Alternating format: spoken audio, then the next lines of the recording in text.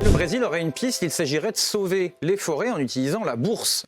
L'idée, ça serait qu'il faudrait payer les pays qui hébergent de grosses forêts tropicales pour ne pas déforester. Ce montant, il est estimé à 4 milliards de dollars par an, c'est quand même pas mal d'argent, donc il faut le trouver.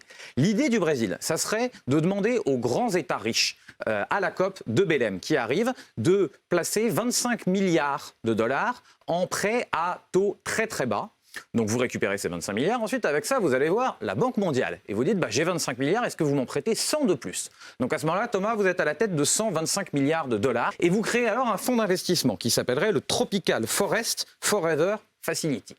Avec cet argent, vous allez sur les marchés, la bourse, comme vous et moi, et vous empruntez à 5% d'un côté, vous espérez gagner à peu près 8%. Le delta, ça vous génère 4 milliards de dollars de bénéfices par an, et avec ça, eh bien, vous payez les pays qui ont les forêts tropicales.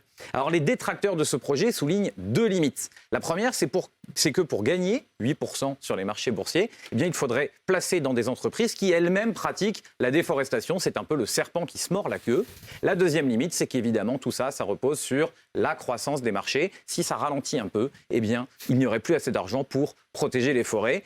Ceux qui défendent le projet, de l'autre côté, ils disent que c'est toujours ça de prix. Ça fera toujours quelques années où ces 4 milliards de dollars auraient plutôt servi à protéger les forêts qu'à les détruire.